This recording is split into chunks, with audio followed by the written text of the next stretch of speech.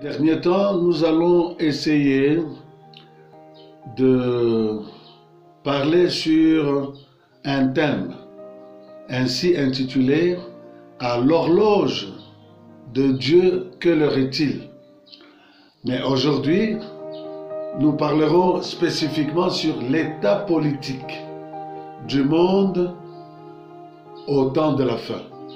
L'état politique du monde au temps de la fin.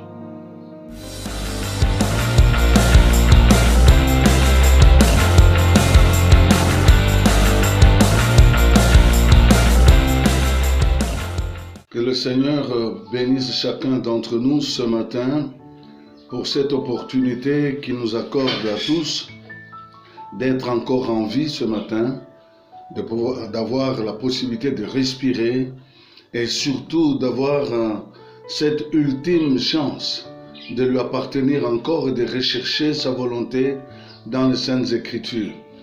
Aujourd'hui, nous allons essayer de pouvoir parler ensemble sur l'état politique du monde au temps de la fin. L'état politique du monde au temps de la fin. Je vais essayer d'introduire cela par un verset dans Romains chapitre 8 et au verset 21. Et je vais lire aussi Colossiens chapitre 2 verset 14. Colossiens chapitre 2 verset 14. Je vais lire ces quelques versets qui vont nous servir d'introduction dans cet échange de ce matin. Lisons d'abord donc Romains chapitre 8, verset 21. Qu'est-ce que la Bible nous dit? Je commence par 20. Car la création a été soumise à la vanité. Car la création a été soumise à la vanité. Non de son gré, mais à cause de celui qu'il y a soumise, avec l'espérance qu'elle aussi sera affranchie de la servitude de la corruption, pour avoir part à la liberté de la gloire des enfants de Dieu. C'est ce que Paul affirme quand il adressait la parole de Dieu à toutes ces peuplades qui restaient à Rome, qui était la capitale de l'Empire en ce moment-là. Et je voudrais étayer par un autre verset qui vient dans Colossiens chapitre 2, verset 14, et nous allons pouvoir échanger sur ce que j'entends dire sur ces versets. 2, 14. Qu'est-ce que la Bible nous dit? Il a effacé l'acte qui? Jésus-Christ. Il a effacé l'acte dont les ordonnances nous condamnaient et qui subsistait contre nous. Il a détruit en le clouant à la croix. 15. Il a dépouillé des dominations et des autorités et les a livrées publiquement en spectacle, en triomphant d'elles par la croix. Ces deux versets sont des critères majeurs dans notre échange de ce matin. Nous avons dit que l'état des nations, l'état politique des nations, l'état politique du monde, en ces temps de la fin, comment cela se présente-t-il? Quand nous regardons avec un œil suffisamment avisé, nous voyons qu'il y a une concurrence terrible entre des différentes congrégations qui se trouvent dans ce monde. Que nous le voulions ou pas, il y a une compétition terrible entre trois grandes puissances, le royaume de Dieu, le royaume de Satan et le royaume des hommes. Il y a une puissance terrible, une compétition terrible. Eh bien, si nous nous rendons compte qu'il y a cette compétition. Cette compétition n'a pas commencé seulement maintenant, elle a commencé dès le début de la chute de l'homme. Nous avons, dans notre échange, nous en avions parlé la fois passée, que l'homme a été créé dans des conditions merveilleuses, mais Dieu lui a donné la liberté de choisir entre le bien et le mal.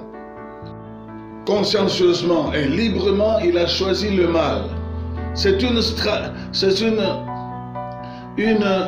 vraiment quelque chose, une tragédie. Une tragédie. Mais je ne veux pas donner des prétextes, mais je vais vous dire tout simplement ce que Dieu nous présente, que c'est une tragédie.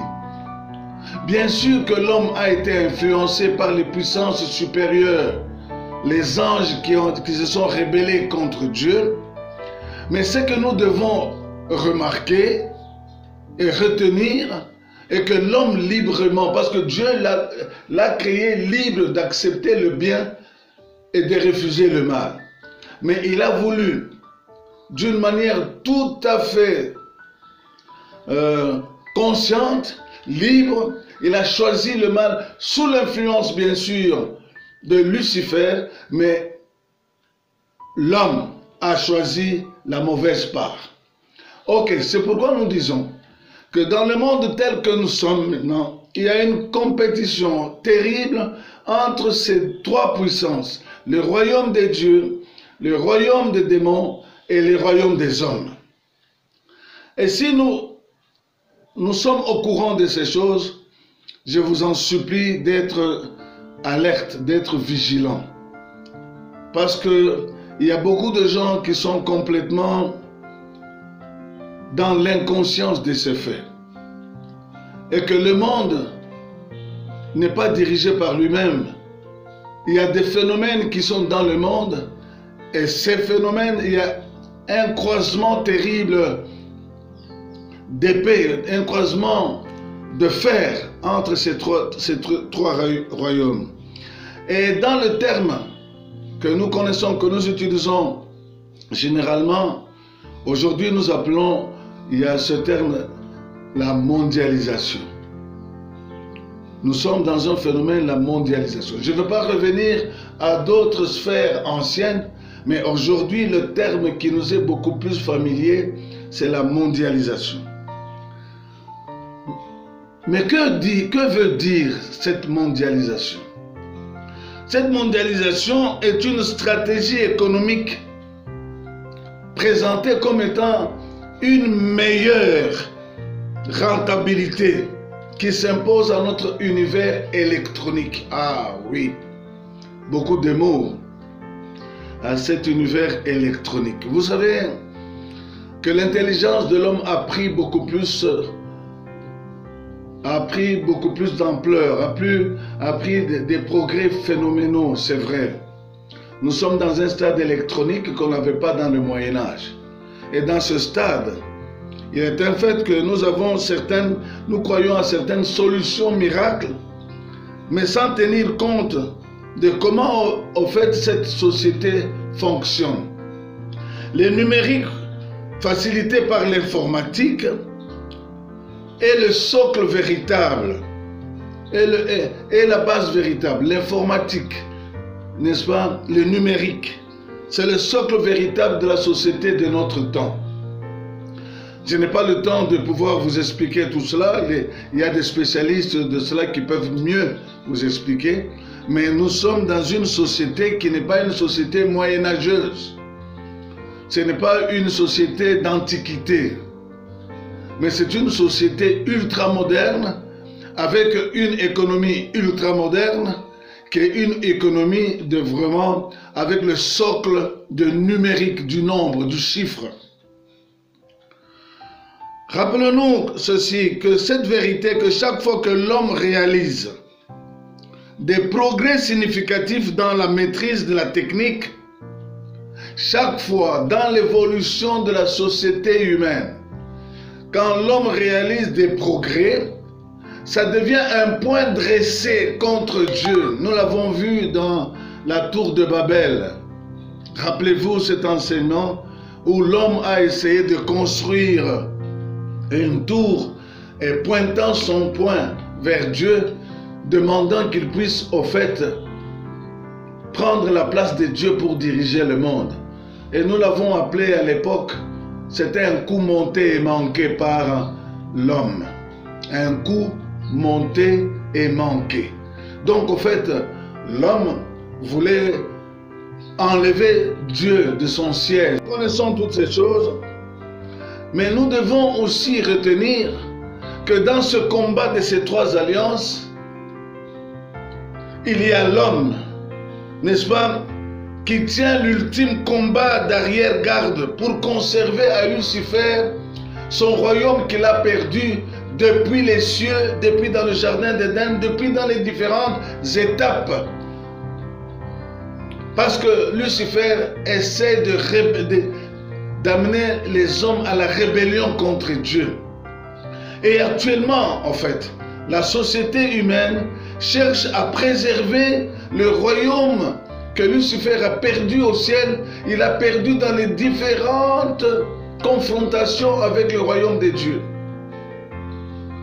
C'est dommage, c'est une tragédie, certes c'est une tragédie, mais nous devons le savoir. Parce que malheureusement, il y a beaucoup de gens qui vivent comme si c'est que la Bible révèle, non, c'est une histoire à dormir debout, c'est une invention. Ce n'est pas une invention, c'est une réalité. Bien-aimés en Christ. Donc, nous disons que c'est sur la terre, il y a véritablement un combat terrible. Et nous le lisons dans Apocalypse chapitre 12, verset 17. Qu'est-ce que Apocalypse 12, verset 17 nous dit?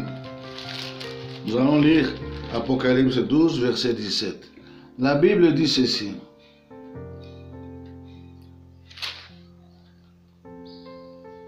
Ok. 15. Et le dragon fut irrité contre la femme et s'en alla faire la guerre au reste de sa postérité. Et ceux qui gardent les commandements de Dieu et qui ont le témoignage de Jésus-Christ. La Bible, dans le dernier livre que nous appelons l'Apocalypse, c'est-à-dire la révélation de Dieu. L'Apocalypse, je l'ai toujours dit que c'est une mauvaise traduction d'Apocalypsis. Apocalypsis en grec signifie le dévoilement, la révélation de la dernière pensée de Dieu à l'égard de l'humanité pour connaître la volonté de Dieu. Et dans cette dernière portion de la révélation de Dieu, et vous savez que même il y a certaines églises qui prétendent être des églises chrétiennes, mais qui ne veulent jamais enseigner correctement l'Apocalypse. Elles ne voudront jamais enseigner l'Apocalypse car elles ne sont des églises que de nom. Parce que de doctrine, elles sont des églises lucifériennes. Je dis bien des églises lucifériennes. Ce sont des doctrines, n'est-ce pas, des puissants du mal qui dirigent ces églises. Bon, là n'est pas le problème de ce jour, mais je voudrais tout simplement vous dire qu'il y a une confrontation. Et cette confrontation, elle est rassurée, elle est démontrée, elle est portée, n'est-ce pas, par les Écritures. Elle est vérifiée, elle est rassurée par les Écritures. Mais alors nous devons savoir que cette confrontation touche les trois royaumes. Le royaume de Dieu, le royaume des ténèbres et le royaume des hommes. Bien-aimés, si nous sommes dans cette configuration, alors nous devons faire attention. Vous savez, nous avons dit dans notre échange tous les dimanches que la confrontation entre les hommes et Dieu, la confrontation entre les puissants des ténèbres et Dieu avec les hommes, ça n'a pas commencé maintenant. Vous vous rappelez, nous avons aussi étudié sur ce que la Bible nous présente comme le temps de déluge avec Noé. Vous vous rappelez, nous en avons parlé à un moment donné. Il est important que nous puissions les souligner dans notre vie de tous les jours. L'homme, contrairement aux affirmations de beaucoup de philosophes, L'homme, contrairement aux affirmations des gens qui prétendent être les plus lettrés, les plus éclairés, tels que les Jean-Jacques Rousseau et tant d'autres, qui prétendent que l'homme est bon, mais c'est la société qui est mauvaise, qui corrompt l'homme. Et pourtant, la Bible ne dit pas que c'est la société qui est mauvaise qui corrompt l'homme. Mais c'est l'homme qui est mauvais qui corrompt la société. Et comme l'homme est corrompu, il va corrompre tout ce que l'homme est en train de toucher. Tout ce que l'homme touche se corrompt. Et cela ne peut être purifié que par le sang de Jésus. C'est cette révélation du sang à partir déjà de l'Ancien Testament où il y a le sang des animaux jusqu'à ce que nous arrivions à la croix de Golgotha. C'est le sang de Jésus-Christ qui purifie l'homme. L'homme ne peut pas se purifier par l'intelligence.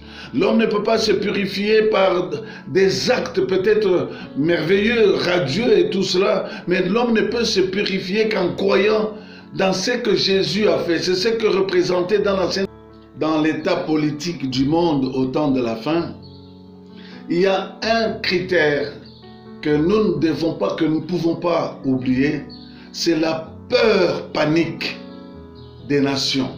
La peur panique des nations. La peur panique des dirigeants des nations. La peur panique des hommes.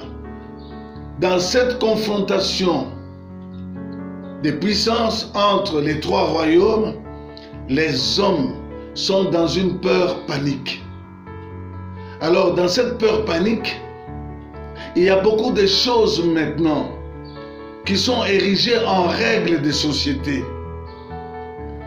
Il y a beaucoup de choses qui sont érigées par les hommes qui ne croient pas dans la réalité de la révélation des dieux. On dit que ce sont des choses un peu anciennes, qui n'ont pas de sens. Mais je vais vous dire que la vérité que Dieu seul détient, c'est à cause de cette confrontation entre les trois groupements, le royaume de Dieu, le royaume des démons et le royaume des hommes, et ne voulant pas croire à la parole de Dieu, et en faisant l'arrière-garde de puissants des ténèbres, les hommes sont dans une panique bleue. Ok? Cette peur panique se justifie comment? Nous allons lire quelques petits versets. Luc 21. Qu'est-ce que la Bible nous dit là-bas? Dans Luc 21, au verset 25 à 26. Il y aura des signes dans le soleil, dans la lune et dans les étoiles. Et sur la terre, il y aura de l'angoisse chez les nations qui ne sauront que faire au bruit de la mer et des flots. Les hommes rendant l'âme de terreur dans l'attente de ce qui surviendra pour la terre. Car les puissances des cieux seront ébranlées. Car la Bible dit, car les puissances des cieux seront ébranlées. Alors on verra le Fils de l'homme venant sur une nuée avec puissance et une grande gloire. Quand ces choses commenceront à arriver, quand ces choses commenceront à arriver, car ces choses n'arriveront pas brusquement comme ça dans toute la grandeur des faits, mais vont venir au fur et à mesure, comme j'appelle dans mon livre la révélation de la vague. Donc, il y a des choses qui arrivent d'une manière, qui arrivent petit à petit. Alors, quand ces choses commenceront à arriver, la Bible nous dit, redressez-vous et levez vos têtes parce que votre délivrance approche. Bien-aimés en Christ, c'est important que nous puissions comprendre ces choses. Parce que le roi de la terre, comme dit encore Apocalypse chapitre 6, les rois de la terre, les grands, les chefs militaires, les riches, les puissants, les esclaves et les hommes libres se cachèrent dans les cavernes et dans les rochers des montagnes. Et il disait aux montagnes et aux rochers, tombez sur nous et cachez-nous devant la face de celui qui est assis sur le trône et devant la colère de l'agneau. Dans ce que nous partageons, l'état politique du monde au temps de la fin, le monde d'une manière ou d'une autre s'est éloigné ostensiblement de la vérité de Dieu, de la parole de Dieu. D'une manière majoritaire, les hommes ont opté pour le royaume des ténèbres. C'est une tragédie, mais il faut qu'on le dise. Il faut qu'on le proclame. Il faut qu'on l'enseigne. C'est pourquoi, malheureusement, dans nos églises, au lieu d'être touchés par l'Esprit Saint, les hommes et même les prédicateurs ont tourné, n'est-ce pas, leur prédication vers un faux évangile, l'évangile de prospérité, pour essayer d'acquérir beaucoup des hommes par la flatterie. La flatterie ne peut pas donner à l'homme une garantie de vie. On peut présenter des choses d'une manière plaisante, mais ces choses, même si elles sont présentées d'une manière plaisante, elles ne sont pas la vérité. La vérité se trouve uniquement dans la parole de Dieu. Et la parole de Dieu nous dit que nous sommes en train d'aller vers un temps où il y aura une panique généralisée dans les nations, où l'angoisse va saisir les dirigeants. Les gens vont inventer tant de théories. Tout cela pour essayer d'expliquer l'état des choses, l'état de ce monde. Mais mes chers amis, la vérité de la révélation de ce qui se passe, qui va se passer dans ce monde, cette vérité est contenue uniquement dans ce livre qu'on appelle la Bible. Et si nous croyons en cela, c'est important que nous puissions jeter nos regards dans cette Bible et de comprendre la révélation biblique. Si nous comprenons la révélation biblique, eh bien, nous sommes véritablement dans une certaine assurance. Nous sommes assurés pour notre avenir. Nous sommes assurés non seulement nous-mêmes, nous assurons nos familles, nous assurons nos enfants, nous assurons notre société. Mais bien sûr, le royaume des ténèbres ne veut pas que les hommes soient éclairés par la lumière, soient éclairés par l'évangile, par la parole de Dieu. Parce que, comme je vous ai dit dans l'introduction, il y a une confrontation terrible entre les trois puissances. Cette confrontation qui a commencé au ciel, entre Lucifer, qui était pourtant un ange de lumière, il est devenu Diabolos. Et ce Diabolos a conquis beaucoup d'hommes, et beaucoup d'hommes majoritairement ont choisi la part des ténèbres, la part du diable. C'est ça la réalité.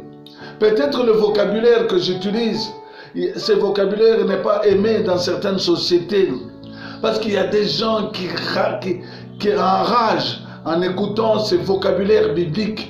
Mais laissez-moi vous dire que ces vocabulaires bibliques, ce sont de seuls vocabulaires qui sont en train de transmettre la vérité de Dieu. Et Dieu, ce n'est pas une invention des hommes. Dieu, ce n'est pas comme les gens anciens ont inventé des Jupiter et tant d'autres pour essayer de meubler leur ignorance. Mais Dieu est la révélation même, l'existence même de la terre et de tout ce qui existe, des choses visibles et des choses invisibles. Je peux ne pas te convaincre maintenant, mais laisse que le Saint-Esprit qui utilise ma parole ce matin puisse te convaincre qu'il n'y a pas un autre Dieu. Il n'y a que ce Dieu qui s'est révélé à travers les Écritures, à travers un peuple dans ce monde, ce peuple qui est appelé le peuple juif. Et à partir de l'Église, qui est appelée, n'est-ce pas, les disciples de Jésus-Christ, c'est cet être-là, cet être non créé, cet être qui existe depuis toute l'éternité, qui a voulu révéler en ce qui concerne les temps de la fin, les temps que nous vivons, toi et moi. Bien-aimés, cette hantise de l'angoisse, de la peur, de se protéger contre tout apparaît dans tous les accords bilatéraux et multilatéraux des nations.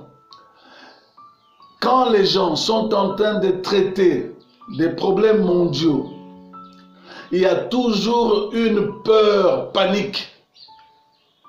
Bien sûr, vous allez aussi remarquer que dans la plupart des organismes internationaux, beaucoup de gens qui dirigent ces organismes internationaux ne sont pas nécessairement des gens qui sont choisis librement, démocratiquement par les peuples qu'eux dirigent. C'est toujours des histoires sous coulisses. Il y a beaucoup de choses que je voudrais vous dire. Comment sont choisis, par exemple, les responsables de la communauté économique européenne? Vous ne savez pas.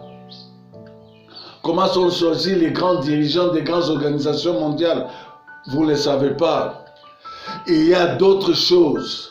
Il y a d'autres facteurs qui président à ce que quelqu'un puisse être un dirigeant international.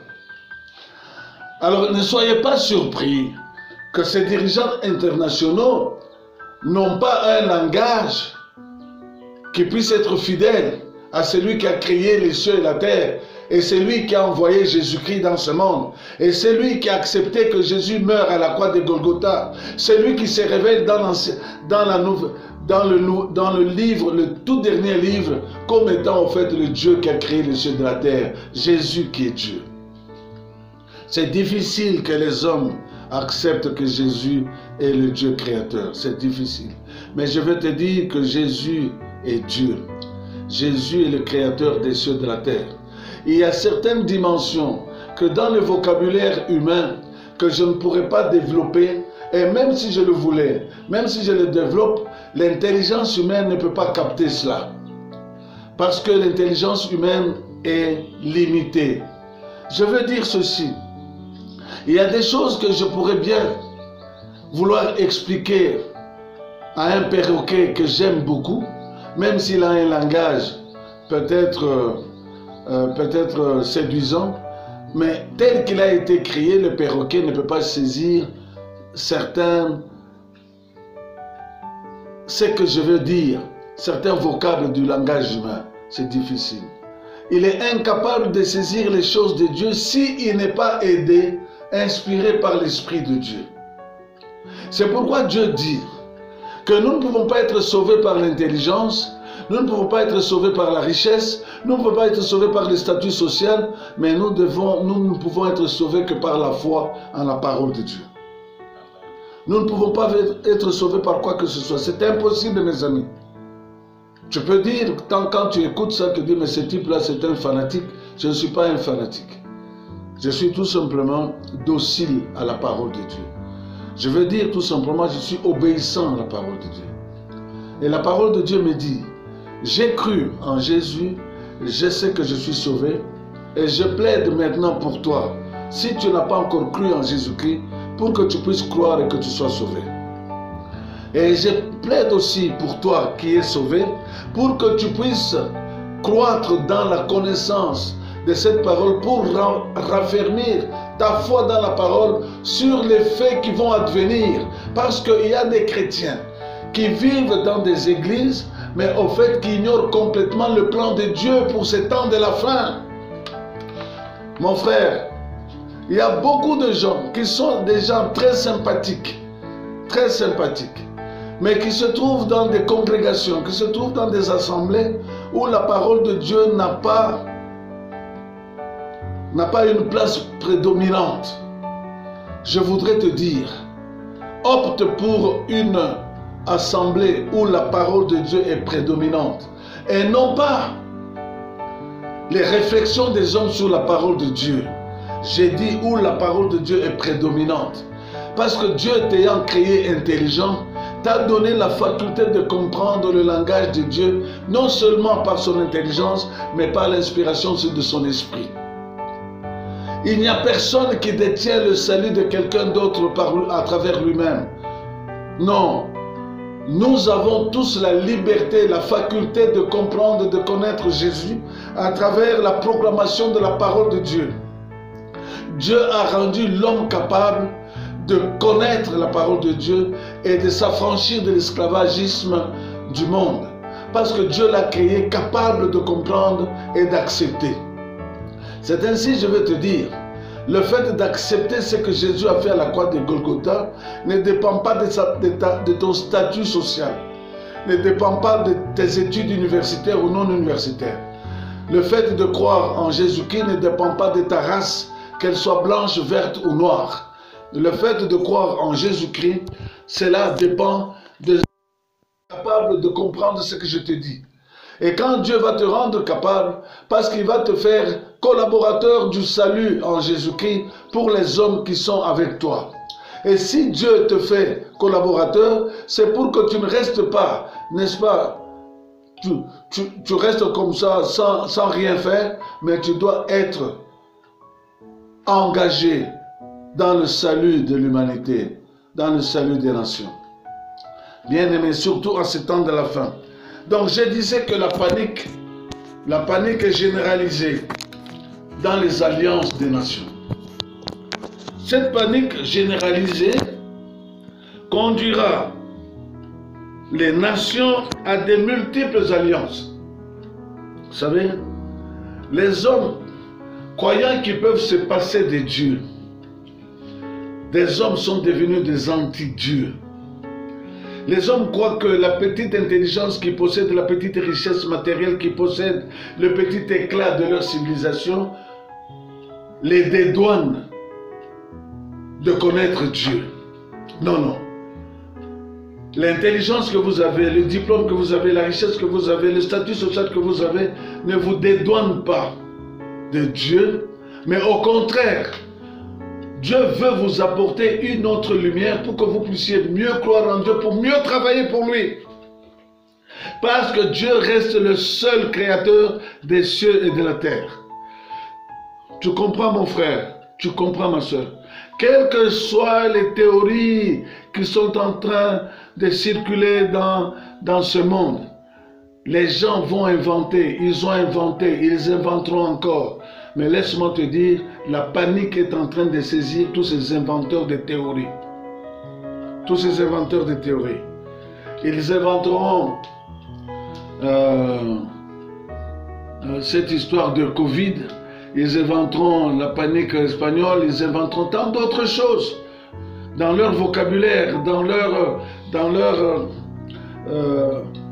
complot. Ils vont inventer beaucoup de choses pour démontrer que ce que la Bible dit, ce sont des choses fausses. C'est de bonne guerre. Vous comprenez? C'est de bonne guerre. Parce que la guerre est déclarée entre la société de Dieu, la société des hommes et la société des ténèbres. Mais ce que je veux te dire aujourd'hui, que ces sociétés sont prises de panique, que j'appelle une panique bleue. Bien-aimé. Alors cette panique généralisée conduira les hommes à de multiples alliances. Les gens vont s'allier avec leurs adversaires et les adversaires d'hier sont devenus, n'est-ce pas, les amis d'aujourd'hui. Les capitalistes vont devenir amis avec des socialistes, avec des communistes. Des communistes vont commencer à devenir des amis avec des capitalistes. Les maoïstes vont devenir des amis avec les Américains vont chercher à être avec les maoïstes. Tant de choses, tant de confusion, tout cela, ça sera dans la panique généralisée du monde. Ils vont chercher à trouver une solution pour sauver le monde, pour expliquer au monde ce qui nous arrive et ce qui va nous arriver. Mais la Bible le déclare, elle a déjà déclaré que le monde tel qu'il est, il sera jugé par Dieu parce que le monde n'a pas voulu croire en ce que Dieu a révélé. Et qu'est-ce que Dieu a révélé? Que le salut ne se trouve qu'en dans le sang de Jésus de Nazareth. Bien-aimé, maintenant si tu as le temps de regarder un peu aux images qui viennent de la Palestine, d'Israël, tu pourras parfois saisir certains bribes de cette vérité. Il y a maintenant des gens, des nations, des États qui sont en train de s'assembler pour, au fait, détruire le peuple d'Israël. Ce n'est qu'un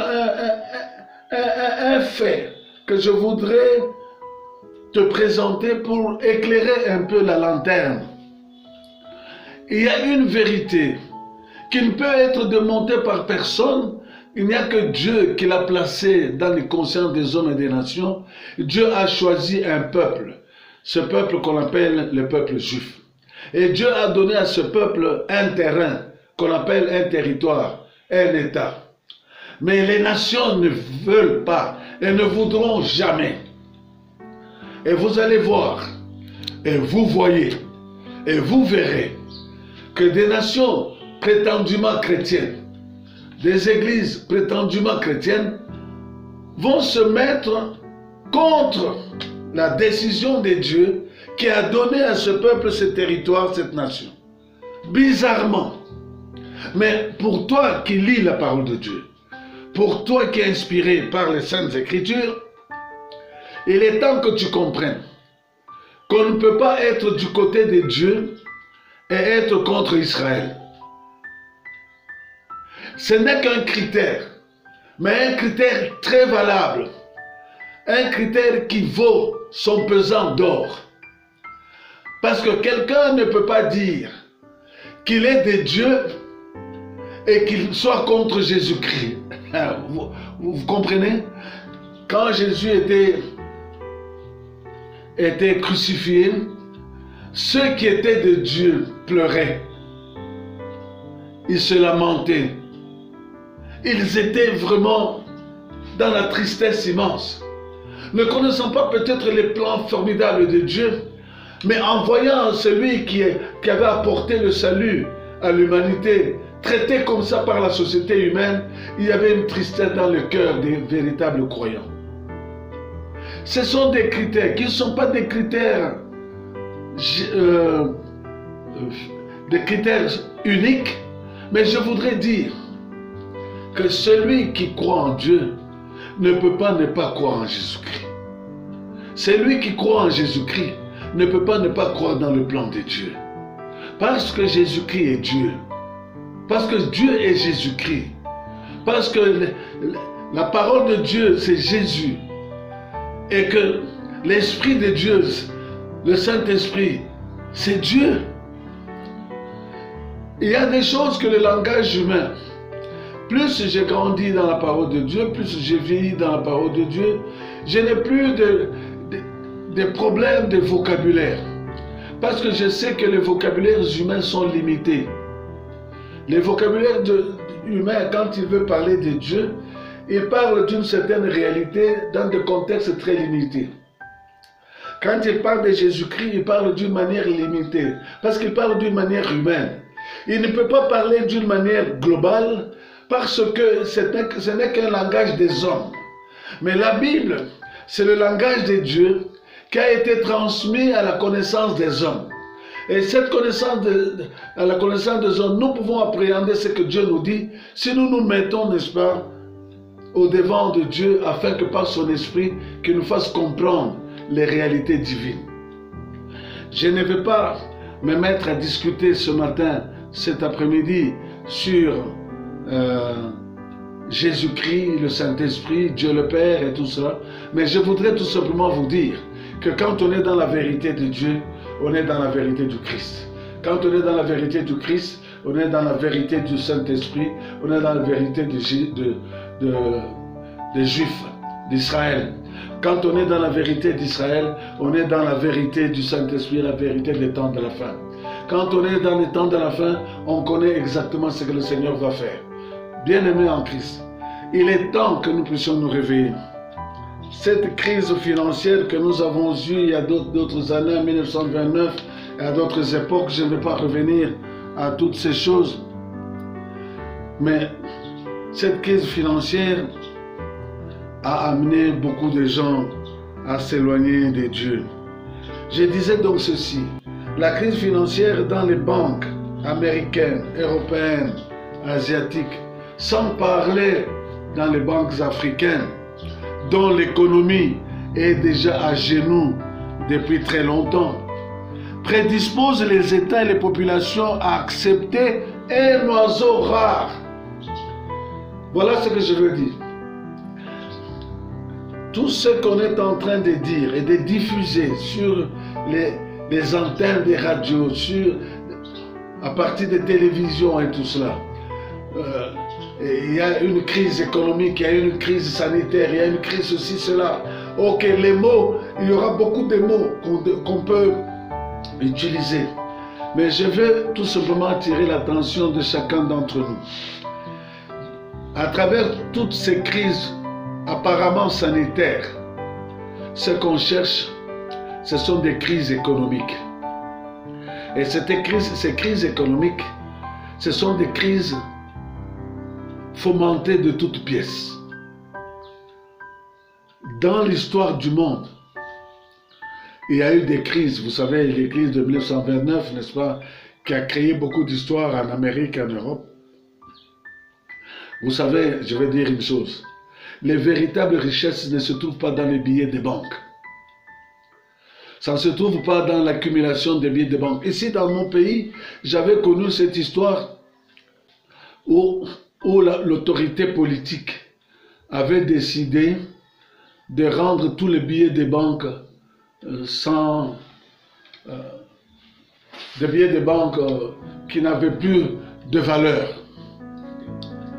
C'est ce qu'on appelle la démonétisation. Vous savez, ce sont des pouvoirs politiques. Ce ne sont pas en réalité des pouvoirs économiques.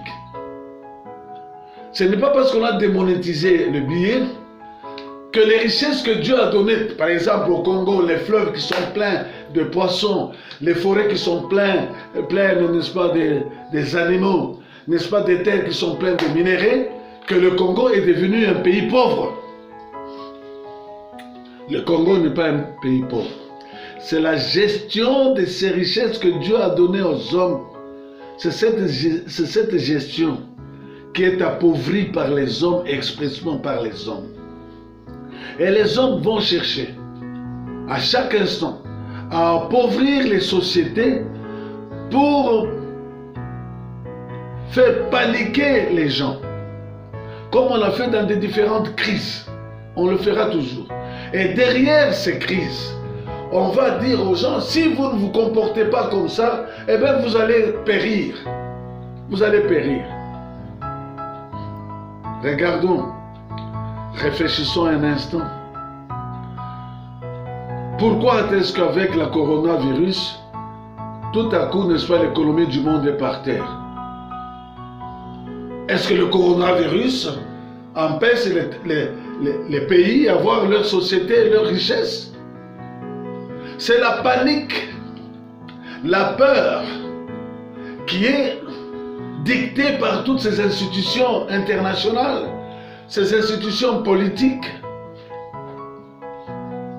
que les gens ont peur d'aller dans les banques, d'aller dans les magasins, d'aller travailler. On leur dit, si vous allez travailler, vous allez attraper le coronavirus. Le Covid-19 va vous attraper. De quelle manière? On ne veut pas vous le dire. Et jusqu'à présent, on dit quoi? On dit, non, nous sommes en train de chercher un médicament, un vaccin. Peut-être ça va venir d'ici jusqu'au mois de décembre. Ou bien et on nous dit, non, nous vivrons toujours avec ce coronavirus. Nous allons vivre avec ça peut-être plusieurs années. Mais plusieurs années. Mais comment vous avez déclaré la capacité de ce virus? Vous ne connaissez même pas la nature de ce virus. Je vais vous dire ceci. La peur est un élément essentiel dans la société des hommes pour amener les gens à courber leur échine devant la société des démons. Je vais vous dire, je vais répéter encore ça. La peur est un élément important, une arme terrible pour faire courber l'échine aux nations, pour que ces nations puissent accepter ce que les nations qui n'aiment pas Dieu, les nations qui n'ont jamais été obéissantes à la parole de Dieu, de faire prospérer la parole de Dieu. je vais dire une chose. Je ne suis pas un fanatique, mais je suis un convaincu de la parole de Dieu. Regardez bien. Toutes les nations donnent de la place au gouvernement, aux anti-dieux, aux athées et à tout le monde de prendre des déclarations officielles dans les assemblées internationales. Mais pourquoi est-ce qu'on ne donne pas la parole, la place à des hommes qui sont habilités à parler de la part de Dieu, à donner leur version, leur part, de leur conviction de ce que Dieu leur dit? Parce qu'on ne veut pas que le monde sache ce que Dieu a déclaré, ce que Dieu dit et que Dieu a prévu pour les nations. On ferme la bouche à tous ceux qui veulent proclamer la vérité de Dieu. Et le Dieu, c'est le Dieu de la Bible, ce n'est pas Zeus, ce n'est pas Jupiter, ce n'est pas n'importe qui, c'est le Dieu des Juifs. Comme Jésus disait, n'est-ce pas, à cette femme samaritaine, le salut vient des Juifs. On ne veut pas parler de ce peuple juif. Et même parmi les peuples juifs, on sème la zizanie entre les différentes factions des dirigeants politiques pour que, enfin, l'État juif puisse être présenté devant le monde comme un État qui est complètement désordonné. Bien-aimé en Christ, toi qui m'écoutes, essaye de voir, est-ce que le monde peut donner la place aux hommes de Dieu, aux hommes véritablement inspirés par Dieu, choisis par Dieu? Je ne dis pas, est-ce qu'on ne donnera pas la place à des prédicateurs? Non, tous les prédicateurs ne sont pas des serviteurs de Dieu. Tous ceux qui parlent des églises ne sont pas nécessairement des prédicateurs de Dieu. Ceux qui disent que nous sommes des pasteurs ne sont pas nécessairement des pasteurs de Dieu. Ceux qui disent qu'ils sont des prêtres, des monseigneurs, des papes ne sont pas nécessairement des serviteurs de Dieu. Ouvrez l'œil et le bon. Et vous verrez que derrière tous ces titres mondains, est-ce qu'il y a l'odeur du Saint-Esprit? Est-ce qu'il y a la parole de Dieu? Est-ce qu'il y a la vérité de Dieu? Il y a la vérité des sociétés. Il y a les vérités des nations. Il y a des intérêts privés. Oui, mais il n'y a pas la vérité de Dieu. C'est important que nous comprenions ces choses, mes amis. Si nous comprenons, nous pouvons avoir la grâce d'avancer avec Dieu. Et c'est important que nous saisissons ça, cette part de vérité pour ce temps de la fin, pour que nous puissions être conduits par l'Esprit de Dieu dans la vérité. Parce que je veux te dire que nous sommes sur la terre, mais nous ne sommes pas des terrestres. Il y a des théories qui viennent de l'Asie que quand l'homme meurt, il a cessé de vivre, c'est l'anéantissement. Je veux te dire, l'anéantissement n'est pas de Dieu. L'anéantissement, c'est une invention des hommes. Mais toi qui m'écoutes, si tu n'as pas encore compris qu'il faudra que tu puisses te réconcilier avec Dieu, avec Jésus-Christ de Nazareth, tu auras une éternité de malheur. Et l'éternité existe, mon frère, ma soeur. L'éternité existe, l'éternité passée, l'éternité présente, l'éternité future. Laisse-moi, je t'en supplie, laisse-moi te dire que l'éternité est une réalité valable, une vraie réalité. C'est pourquoi, dans ce que nous sommes en train de dire, de présenter en ce moment précis, il est important que nous puissions le comprendre et saisir ça au bout. Et pourquoi les gens ont la panique? Parce qu'ils veulent attendre l'oiseau rare. Quel est cet oiseau rare? Les nations et les gouvernements, le monde qui ne croit pas en Dieu, préparent l'atterrissage de celui que la Bible appelle l'Antichrist, celui qui est contre Jésus. Et celui-là sera accepté par tous ces beaux mondes, pour tous ces gens qui se disent des intellectuels, tous ces gens qui disent qu'ils possèdent l'économie des nations, tous ces gens, ils vont croire, parce que ils font partie de la société des démons. Il y a des choses que je suis en train de déclarer avec des mots parfois très lourds, mais ce sont des véritables mots qui sont placés à leur place. Je vais dire ceci. Toutes ces angoisses qu'on est en train d'inoculer dans le cœur des gens, au sein des sociétés, c'est pour mettre les gens dans la panique, dans l'angoisse panique, afin qu'ils puissent admettre n'importe quoi. Et n'importe quoi, c'est quoi? C'est cet oiseau rare qui est préparé par les nations pour que cet oiseau rare dirige les nations et veulent prendre la place de Dieu. Est-ce que tu me comprends, mon frère? Est-ce que tu me comprends, ma soeur? Parfois, tu te dis, mais cet homme, qu'est-ce qu'il a? Il a mal à la tête ou quoi? Depuis qu'il a commencé, il ne fait que crier, il ne fait que vociférer. Je vocifère pour que tes tympans soient percés et que ton cœur puisse écouter la parole de Dieu, que tu puisses retenir cette parole et que tu sois sauvé. Je le fais sciemment, certes, mais je voudrais que tu puisses être dégagé des rumeurs qui circulent dans les rues des nations et des villes, et que tu puisses prêter ton oreille à la parole de Dieu, parce que Jésus revient, et revient très bientôt. Jésus, ce n'est pas une historiette, c'est une vérité, c'est une réalité. Mon frère, bien-aimé en Christ, quand nous lisons, la Bible dit ceci: tu as vu le fer mêlé avec l'argile, parce qu'ils se mêleront par des alliances humaines, mais ils ne seront point unis l'un à l'autre, de même que le fer ne s'allie pas avec l'argile. Daniel 2:3. Quand nous lisons la révélation de Dieu qui avait donné au prophète Daniel, à l'homme de Dieu Daniel, ce qui se passe dans ces derniers temps, regardez bien, c'est à l'époque où le fer est allié, n'est-ce pas, à l'argile. Le cœur représente le fer. Pour ceux qui étudient la parole de Dieu avec conviction, ils sont arrivés à comprendre que le fer, c'était l'Empire romain. Je ne vais pas en discuter maintenant, mais je crois que si vous avez le temps de fouiller dans les Écritures, même dans l'histoire, vous allez retrouver que c'est vrai. Et que l'Empire romain est représenté comme l'Empire de fer, un empire impitoyable. La fois passée, j'avais dit que quand l'Empire romain passait à la conquête d'autres terres, les soldats romains détruisaient d'abord leurs navires pour demander à leurs soldats, quand ils entraient sur la terre pour conquérir, il n'y avait pas de retraite possible. On ne pouvait pas faire des retraites. On ne pouvait pas se retirer.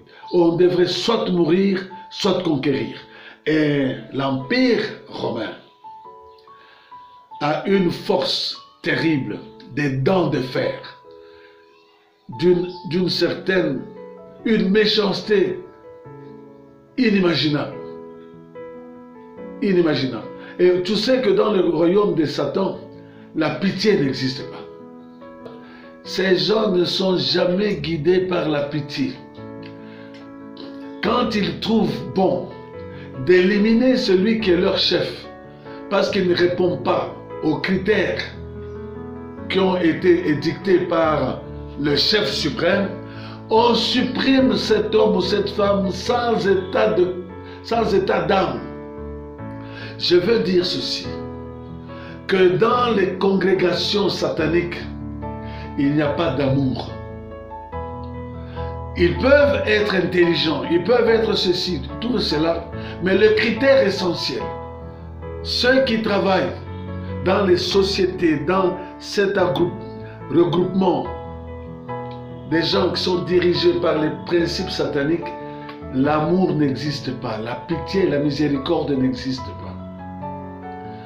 Et vous allez remarquer, toi qui m'écoutes, si tu es dans cette société, remarque bien comment est parti l'autre qui dirigeait cette société, comment a-t-il éliminé sans coup férir, aucun regret.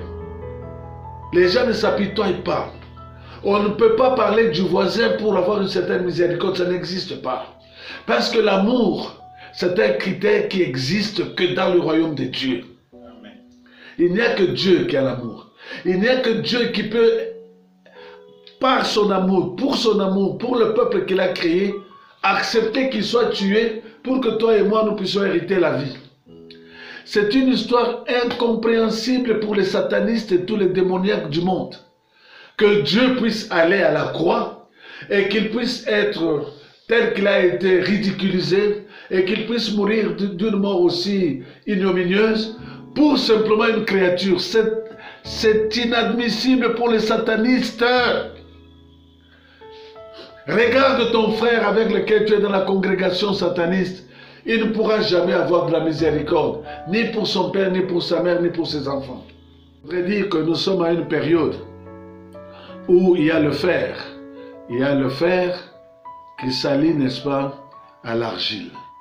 Et le fer qui s'allie à l'argile, l'Empire romain s'allie à l'argile qui est l'état faible. L'état faible, nous sommes en train de parler des musulmans qui ont des grands puits de pétrole, mais qui sont malheureusement des pays sous-développés. Et à cette liaison, cette complicité entre l'Europe et les États musulmans, ça doit être un critère. Nous allons en parler la fois prochaine. Examinons le cheminement des pays de l'État, de la communauté économique européenne, avec les tractations entre les musulmans et enfin avec les Russes. Nous allons voir et sans devoir, parce que l'agenda de Dieu est devant nous. L'agenda de Dieu, c'est la Bible.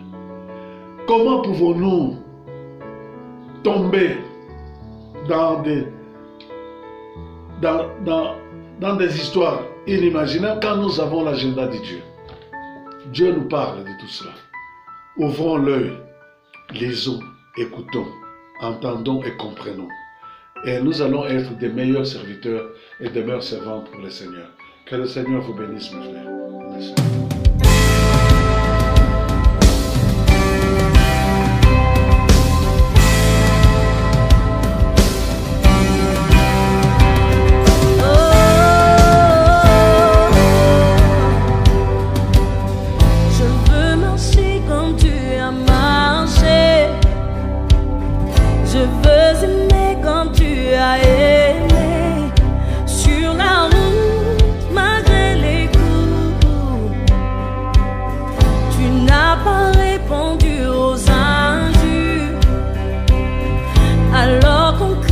Sur ta fille.